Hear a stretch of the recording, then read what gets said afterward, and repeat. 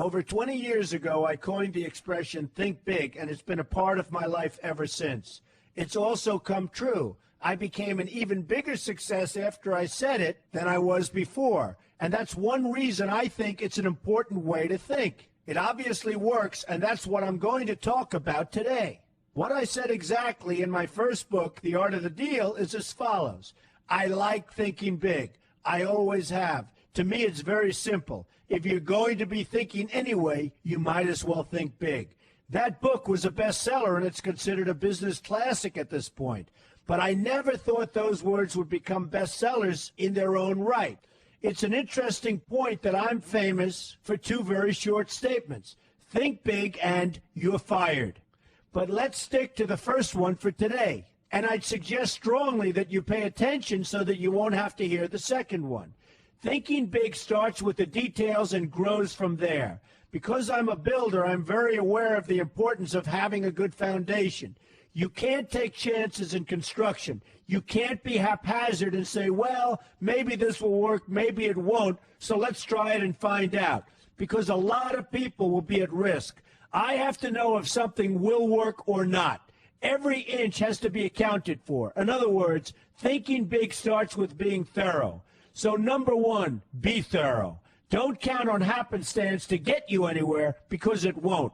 Number two, get a momentum going and keep your momentum going. You have to have big ideas, but you've got to have the energy to get them done, which can sometimes take a long time. If you don't have momentum, you will not have what it takes to get the job done. Patience alone isn't enough. I have a lawyer friend who used to refer to me as the reverse tornado who builds everything in his path. I always like that because it implies a lot of energy and a lot of momentum. And that's exactly what it takes to get anything done. So keep your momentum going.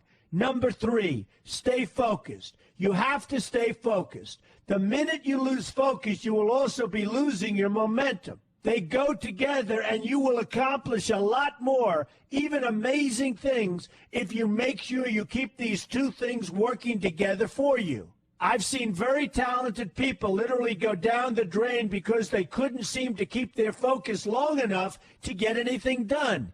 In this day of multitasking, that can be a real challenge, but it's absolutely necessary.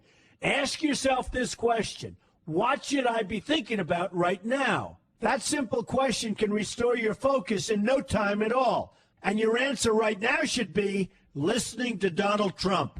Number four, look at the solution, not the problem. This is very important if you ever want to learn to think big.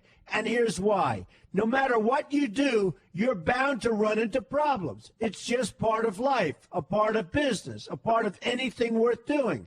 If you let the problems get in your way, they'll become bigger than your idea was to begin with, and you will be a wipeout. No matter how bad things look, keep your focus on the solution, and you will be surprised how things can work out, and work out properly. One way I do this is to ask myself when confronting a possible problem, is this a blip or is this a catastrophe? A catastrophe is something like an earthquake, a tsunami, a war, and so forth, and a blip is everything else. Right away, you'll have the right perspective, and your equilibrium will be restored. So keep your focus on the solution. Number five, see opportunity for what it is, an opportunity. For example, why are you listening to me today? Curiosity? You like me? You don't like me? You want to learn? You have nothing else to do? You want to hear me tell you you're fired? I hope not. But whatever your reasons might be, they've brought you to a good place to get involved and to learn.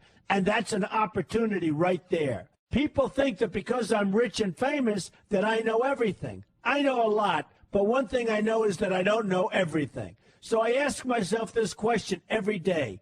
What can I learn today that I didn't know before? And you know what? I learn something new every single day. That's a big reason for my success, and the same thing can apply to you. Take the time to see today as an opportunity, and you'll be surprised by what can come your way. Be open to new ideas, and you will be creating your own opportunities before too long. Number six, know everything you can about what you're doing.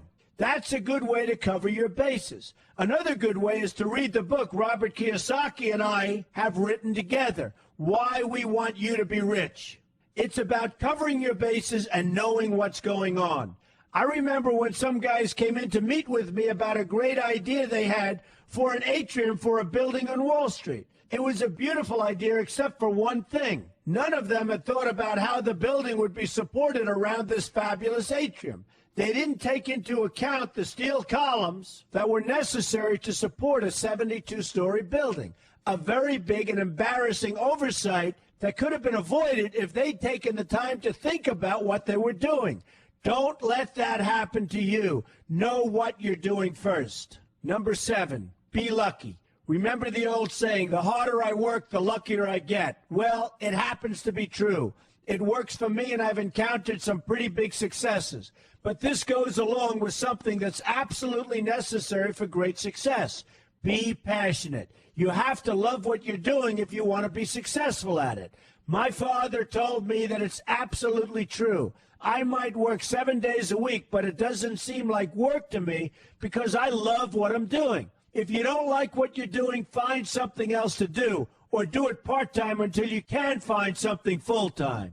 You will never be successful, happy, or healthy unless you're doing what you love to do.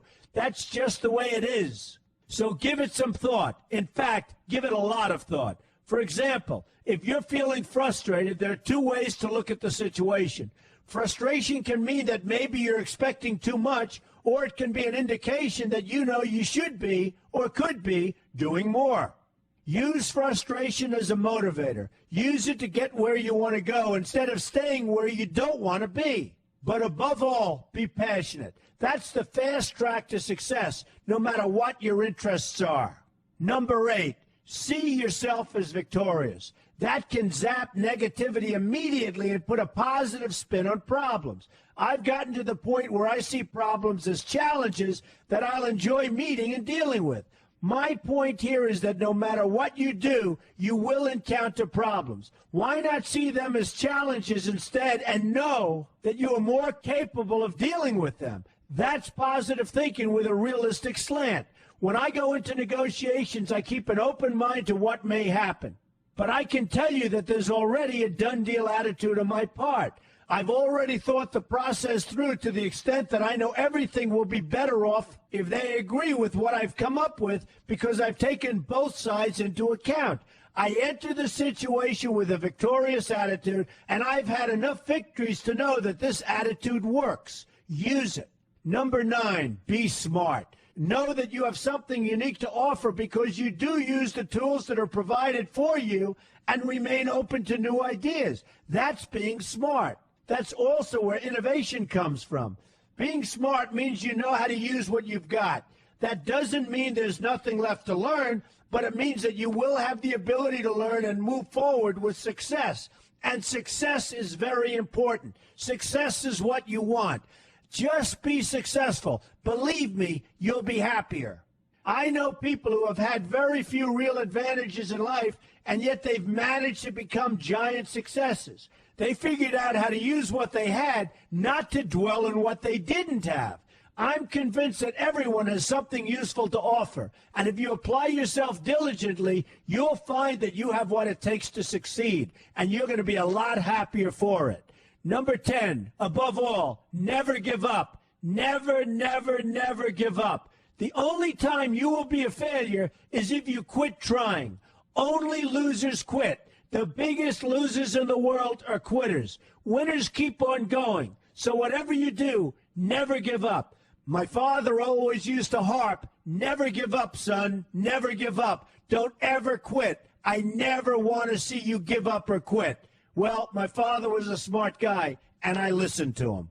And remember, think big. A good way to start is to read our new book, Why We Want You to Be Rich. 2 men, 1 message. There's a lot of great advice in there for you, and I expect you to pay attention.